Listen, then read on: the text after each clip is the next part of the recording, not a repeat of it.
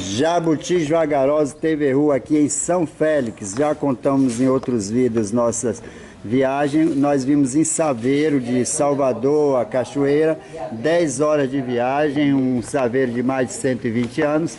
E vimos aqui visitar a Fonte do Milagre de Santa Bárbara. É no Centro Cultural Santa Bárbara, que tem aqui a nossa presidente, né, do Centro Cultural, criadora. Ela é que vai falar do Centro Cultural, porque nós da TV Rua, a gente não edita, não prepara nada, apenas encontra a pessoa e diz assim: olha, conte essa história aí para nós, e é o que ela vai fazer aqui agora. A Luci Neide. Pronto.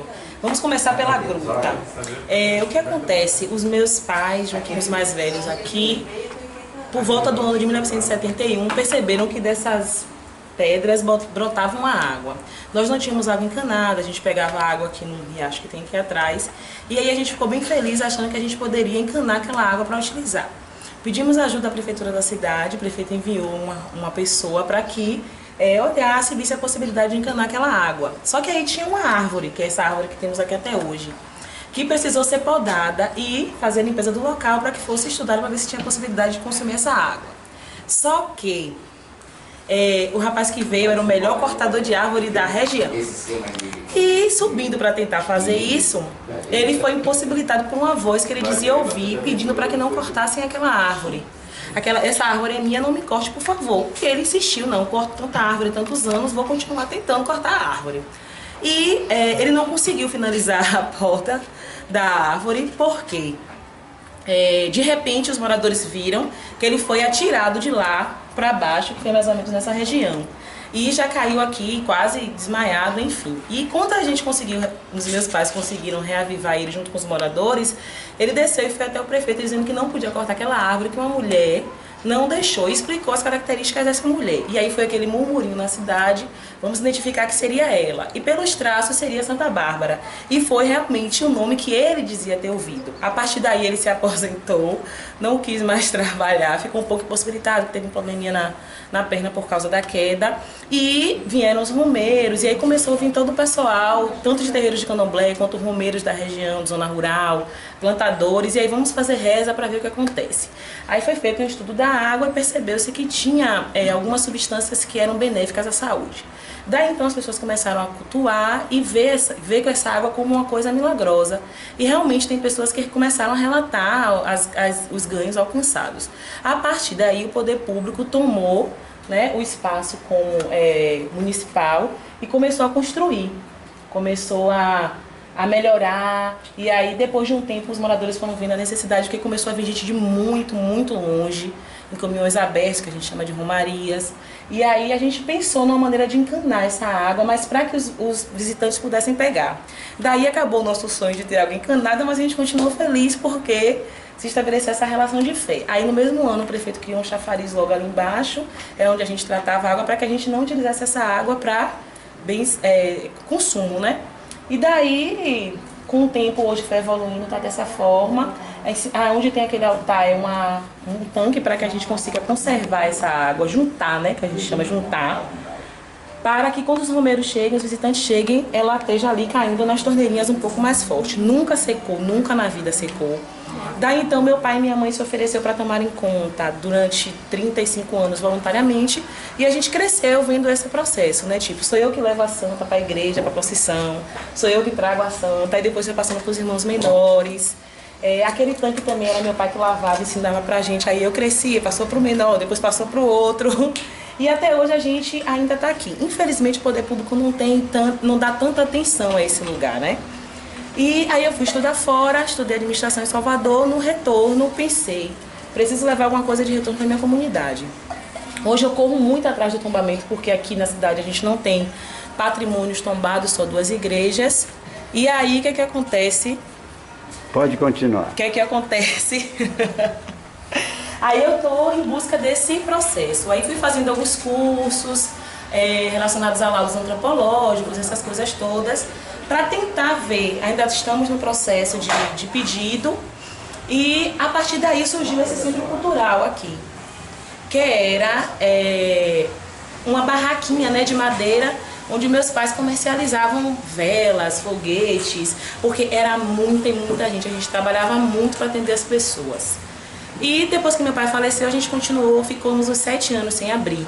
E aí eu pedi autorização à minha família, minha mãe e meus 2 irmãos, se eu poderia utilizar esse espaço para ser um próprio negócio, porque quando a gente faz ADM, a mãe acha que todo mundo vai ter sua própria empresa, né? Aí eu consegui esse espaço, hoje, sem fundos, sem projetos ainda ganhos, eu comecei em agosto a fazer atividades com os moradores daqui. Na verdade, meu projeto era transformar num ponto turístico, só que eu fui atropelada pela necessidade de interação social e ação social com a comunidade. Porque você não monta um negócio num lugar sem a comunidade participar.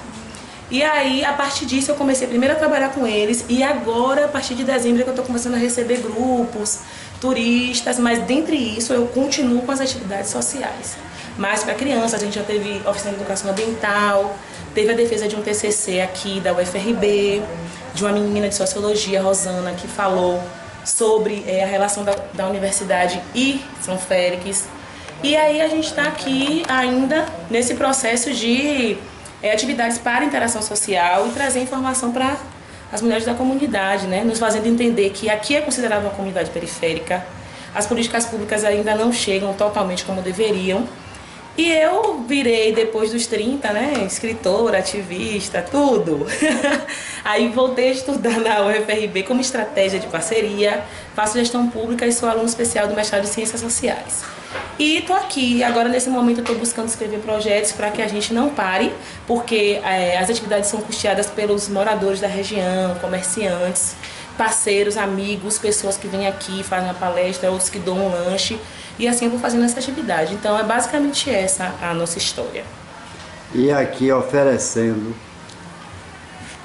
primeiro parabenizando, mostrando aqui para vocês o contato de Luciene e do Centro Cultural. Mas se quiser falar mais, pode falar, é que eu senti que você encerrou, mas pode falar mais. Vamos bater uma salva de palmas. Primeiro. Obrigada.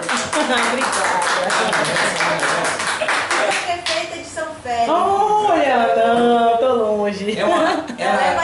Foi a melhor recepção que nós tivemos nessa viagem. Foi da nossa amiga Lucineide. Eu tenho uma curiosidade aí, você poderia botar no vídeo. Qual é a ligação do Corpo de Bombeiro com Santa Bárbara? Menino, o que acontece? Resumindo, né? Algumas instituições adotam padroeiros, né? Porque dizem que ela é desbravadora dos fogos, dos raios, né? E ela não tem muito medo de entrar nesses lugares. E é mais ou menos o que acontece com eles. E aí se juntou a questão da fé, da cor e do pedido de proteção e ela virou a padroeira dos bombeiros. É uma questão mesmo deles terem adotado aquela santa como padroeira, como semelhança, né, a atividade deles e toda a luta dele. Tanto que na festa de Santa Bárbara em Salvador, que é um pouco diferente da nossa logística aqui, acontece exatamente na região onde tem o Corpo de Bombeiros, que fica ali na Barroquinha. É lá que se distribui o caruru, é lá que tem a imagem. Então ela é padroeira, na verdade, do Corpo de Bombeiros. Ouviu, Chico, a resposta? Você perguntou e saiu, não ouviu a resposta. Mas está gravado, mas está gravado. É a padroeira. Mas está gravado, mas está gravado. Primeiro, lhe parabenizar por tudo que você já está fazendo, por esse vídeo que com certeza terá uma divulgação maior agora desse espaço. E você pode iniciar aqui também uma biblioteca, se não já tiver, já está porque nós já vamos fazer a campanha de trazer livro para São Félix. Deixa eu fazer outra pergunta a ela. Ela disse que Santa Bárbara, ela estudou em Salvador. Você estudou afrodescendência? Não, eu fiz administração geral. Administração. Mas Santa Bárbara tem alguma coisa a ver com a afrodescendência, com os negros, alguma coisa tipo assim? Da onde é Santa Bárbara, na realidade? Ela nasceu aonde? Na verdade, ela não Santa Bárbara ela não é brasileira. Ela é uma santa europeia, até porque a gente pode ver que os traços dela é de uma mulher branca. A relação, na verdade, que Santa Bárbara tem com a afrodescendência ou afro-brasileiro é apenas o sincretismo, que era aquele processo, que aí nesse caso o religioso era aquele processo onde nós vimos escravizados, a gente não queria nem vir, trouxeram a gente obrigado para cá.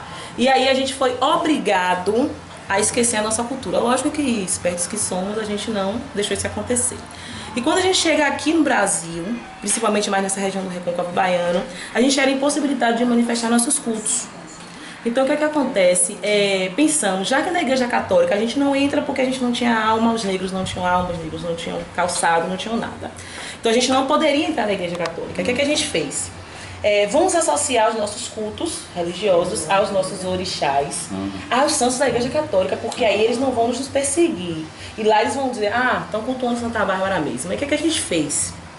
A gente continuou cultuando os nossos orixás em comparação aos santos da Igreja Católica. Mas Santa Bárbara é uma santa da Igreja Católica.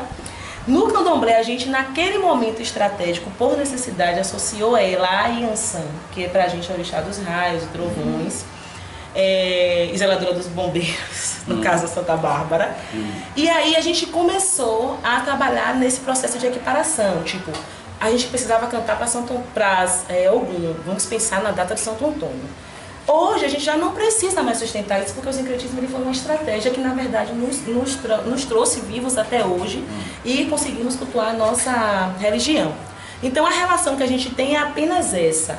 Mas hoje a gente também luta, né, como dizia a mãe Estela de Oxóssi, saudosa, que o candomblé é uma religião e eu não posso adorar, ela dizia que ela não podia adorar o orixá dela clandestinamente, porque quando a gente vai às igrejas católicas, a gente não podia ir com nossas contas, a gente não podia ir com nossas vestes.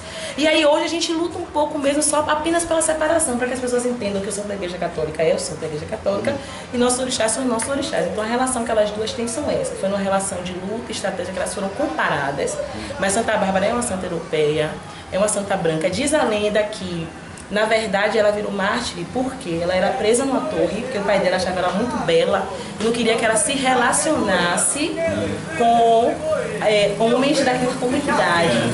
E aí tratava ela como se realmente ela fosse uma pessoa intocável. Só que com o passar do tempo, ela precisou criar uma maneira de fugir desse lugar. E ela tentou fugir, escapar das regras religiosas e de condutas do pai. E o pai praticamente a assassinou, né? Dizem que ela foi degolada. E aí, no dia que aconteceu isso, a terra se transformou num grande mar de raios e trovões e etc. Então, a partir daí é que se tem a questão do mito da Santa Bárbara. A nossa orixá, a Iansã, é a orixá também dos ventos, raios e trovões, mas ela é uma entidade dentro do candomblé. Nós ficamos, a TV Rua ficou muito grata pela aula que foi dada aqui pela nossa amiga, eu poderia até chamar você de Bárbara, pelo tanto que você... Foi Bárbara. Você é Bárbara. Você é Bárbara na expressão de grandeza, de valentia, de correr atrás, que a gente percebe que você é uma pessoa muito culta, e não vai parar no mestrado, vai fazer doutorado, vai fazer pós-doc. Em breve você vai estar no Roda Viva, em algum programa desse aí, porque você tem potencial para falar. E nós, se nós tivéssemos mais bateria, a gente ia ficar gravando você o dia todo aqui. Que tudo que você fala, muita gente quer saber e não tem oportunidade. Você fala coisas que não existem livros explicando. O pessoal não sabe nem de onde Santa Bárbara veio. O pessoal não sabe a ligação de Santa Bárbara com o bombeiro. Eu realmente não sabia que Santa Bárbara era, os raios também era com Santa Bárbara, essa parte de fogo, e você elucidou todas as nossas dúvidas. Então a TV Rua, junto com os jabutis vagarosos, não pode ter sido até um milagre de Santa Bárbara, fazer com que nós adentrássemos num saveiro de 130 anos, com 12 horas de viagem, e chegássemos aqui e pudesse beber essa água da fonte milagrosa e beber também um pouco da sua sabedoria, que você também é uma fonte de sabedoria. Muito obrigado aí, TV Rua, Jabutis Vagarosos. Queria te agradecer ao Dr. Rogério, né, que foi ele que nos trouxe aqui na fonte para conhecer. Cadê a Rogério? Ele que foi o responsável. Tire o óculos, José, para ver seus olhos. Rogério foi quem nos indicou aqui esse centro que a gente não conhecia. Obrigadão, Rogério. Estou à disposição.